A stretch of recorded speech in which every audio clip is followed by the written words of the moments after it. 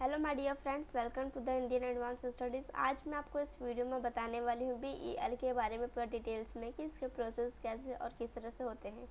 उससे पहले मैं आपको बताना चाहूँगी कि आईएएस पेपर एक एक्सक्लूसिव और ऑफिशियल वेबसाइट है जहाँ पर आपको इससे रिलेटेड सभी इन्फॉर्मेशन, अपडेट्स, नोटिफिकेशंस आपको सबसे पहले मिलेंगी। तो फिर पहले मैं यहाँ पर सर्च करूँगी।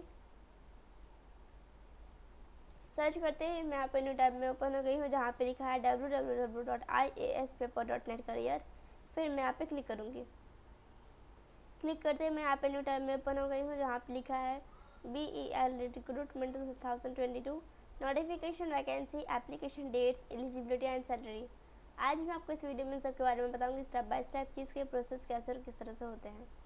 फिर यहाँ पे सब कुछ इंट्रोडक्शन दिया गया, आप यहाँ पे देख सकते हैं।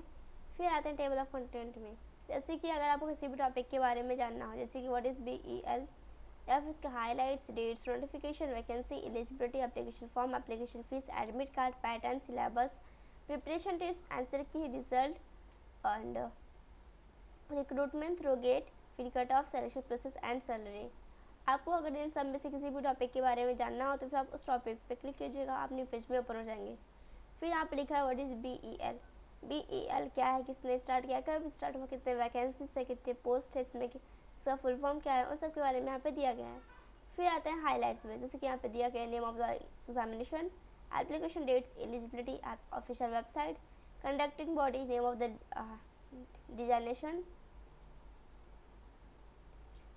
डिग्नेशन एंड नोटिफिकेशन डेट। फिर आते हैं एग्जाम डेट्स पे, जैसे कि किसी भी चीज़ का डेट निकला, जैसे कि नोटिस यहाँ पे निकला था एप्लीकेशन फॉर्म का स्टार्ट डेट 21, इसका लास्ट डेट है 21 जुलाई को था और इसको सबमिटेड ऑन ऑनलाइन इस ये स्टार्ट होगा 21 जुलाई को और इसका लास्ट डेट है 4 अगस्त।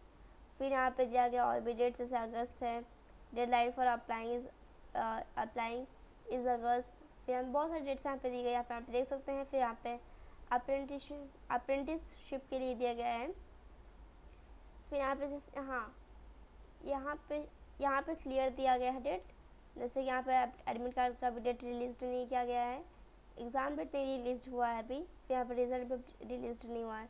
नोटिफिकेशन 30 मार्च को आया था, इसका एप्लीकेशन स्टार्ट हुआ था 30 मार्च को, इसका लास्ट डेट था 6 अप्रैल को और इसका एप्लीकेशन फीस का लास्ट डेट था 6 अप्रैल को। तो फिर इसका admit card, exam date and result, इन तीन चीज़ का जब भी डेट आएगा तो फिर आपको इस वेबसाइट के थ्रू पता चल जाएगा। फिर आते हैं नोटिफिकेशन PDF में।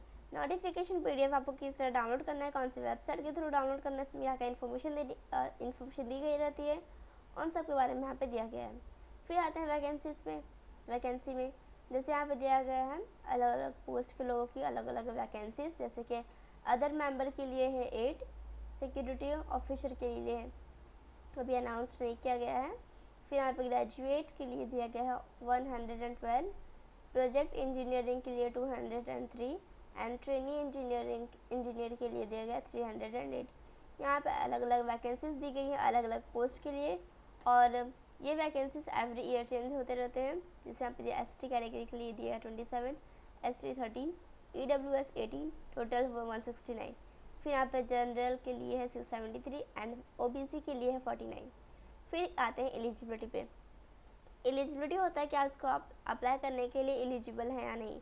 एलिजिबिलिटी 3 टाइप्स के होते हैं, age limit, education qualification and nationality. Nationality होता है कि अगर आप इंडिया के हैं तो फिर इसको अप्लाई कर सकते हैं। फिर यहाँ पे एज लिमिट दिया गया है सीनियर इंजीनियर के लिए 36 एंड सिक्योरिटी ऑफिसर के लिए दिया गया है 32 एंड ट्रेनी इंजीनियर के लिए दिया गया 25, ट्रेनी इंजीनियर कॉन्ट्रैक्ट इंजीनियर के लिए दिया गया 25। यहाँ पे अलग अलग पोस्ट को लोगों की अलग अलग दी गई हैं वैकेंसी एज लिमिट। यस, फिर यहाँ पे दी गई OBC 3 ईयर यहाँ पे जॉब कर सकते हैं। फिर PWD कैटेगरी के लिए 10 ईयर्स एंड SC ST कर सकते हैं 5 ईयर्स। फिर यहाँ पे एजुकेशन क्वालिफिकेशन दिया गया है BE, BTech, BSc। फिर यहाँ पे दिया गया है की पॉइंट से। फिर आते हैं एप्लीकेशन फॉर्म में।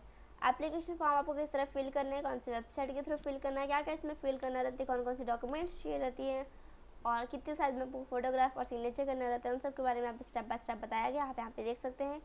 फिर आते हैं एप्लीकेशन फ़ीस में। यहाँ पे अलग अलग कैटेगरी के लोगों की, अलग अलग पोस्ट के लोगों की अलग अलग फ़ीस दी गई है। जैसे यहाँ पे दिया गया है अप्रेंटिस के लिए दिया गया है general, EWS and OBC, in 3 category के लिए दिया गया है 200। फिर आता है प्रोजेक्ट इंजीनियर 1 फर्स्ट के लिए दिया गया है जनरल, EWS एंड OBC के लिए दिया गया है 500, ट्रेनिंग के लिए दिया गया है 200।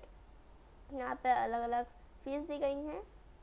फिर आता है एडमिट कार्ड में। एडमिट कार्ड एग्ज़ाम को 10-15 डेज़ पहले आती हैं और ये आप अपने ऑफिशियल वेबसाइट के थ्रू देख सकते हैं।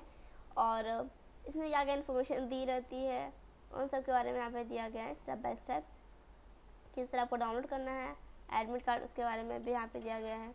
जैसे यहाँ पे है participants full name, examination schedule, most recent photograph, applicants gender and father mother name, amount of rules, बहुत सारी चीज़ें यहाँ पे दी गई है जो आपके एडमिट कार्ड में रहेगा। फिर आते हैं यहाँ पे दिया गया है what should you bring to the BEL training engineering examination. Exam के दिन आपको क्या क्या चीज़ें लेके आनी है, उन सब के बारे में यहाँ पे दिया गया है। और यहाँ पे दिया गया what shouldn't you bring to the BEL training exam, और आपको क्या क्या चीज़ें नहीं लानी एग्ज़ाम में, उन सब के बारे में यहाँ पे दिया गया है। जैसे cellular phone, calculator, digital timepiece, tablet, wallet, ये सब चीज़ें आपको नहीं लेके जानी है आपको एग्ज़ाम में। फिर यहाँ पे दिया गया है स्क्राइब डिटेल्स दिया गया है। फिर लिस्ट ऑफ BEL दिया गया है।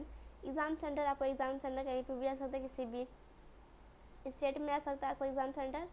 फिर यहाँ पे एग्ज़ाम पैटर्न दिया गया है। एग्ज़ाम पैटर्न होता है कि कितने मार्क्स के क्वेश्चन आएंगे, कितने क्वेश्चन आएंगे और किस टाइप के क्वेश्चन रहेंगे, उन सब के बारे में यहाँ पे दिया गया है। जैसे यहाँ पे जनरल एबिलिटी के लिए पार्ट 1 के लिए दिया गया 50 क्वेश्चन।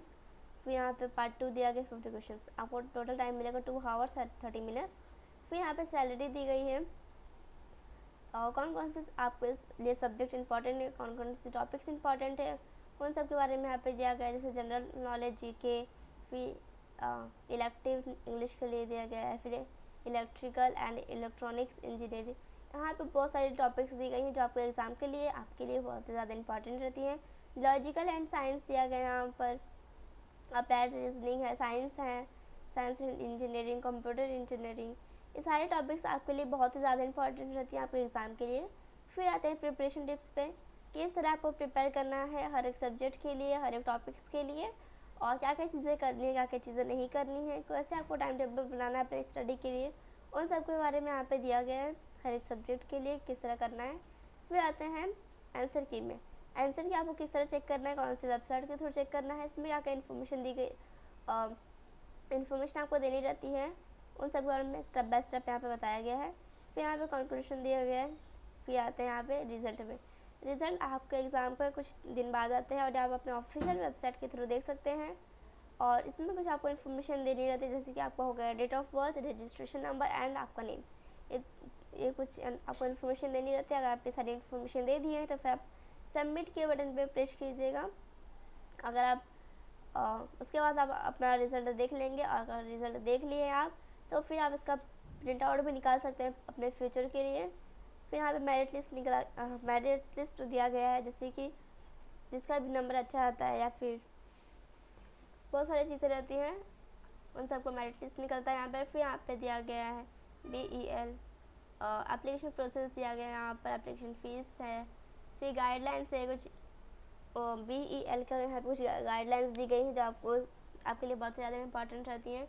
फिर यहाँ पे कट ऑफ मार्क्स दिया गया है। कट ऑफ मार्क्स किस तरह चेक करना रहता है, कौन सी वेबसाइट के थ्रू चेक करना रहता है, किस तरह आपको कैलकुलेट करना है, और यहाँ पर अलग अलग पोस्ट के लोगों की अलग अलग कैटेगरी के लोगों की अलग अलग कट ऑफ मार्क्स भी रहता है। जैसे यहाँ पे दिया गया है SC के लिए दिया गया है 65 to 60 एंड ST के लिए 60 to 55 एंड जनरल अनरिजर्व्ड के लिए दिया गया 75 to 70 and other backward classes के लिए दिया गया 70 to 65 एंड EWS के लिए दिया गया है इकोनॉमिकली वीकर सेक्शन के लिए 65 to 60।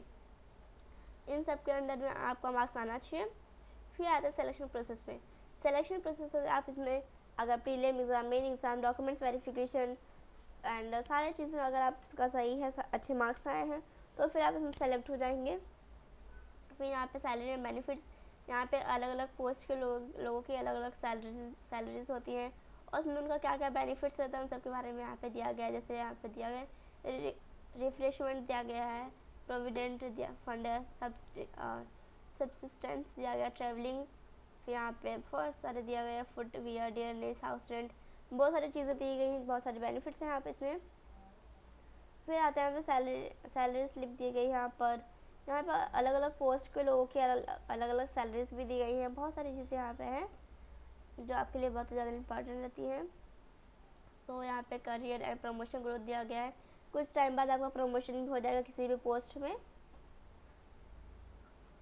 और फिर यहाँ पे FAQs क्वेश्चंस दी गई हैं जो आपके लिए बहुत ज़्यादा इंपॉर्टेंट रहती हैं। सो इसके लिंक डिस्क्रिप्शन में दी गई है, आप वहाँ पर जाकर चेक कर सकते हैं।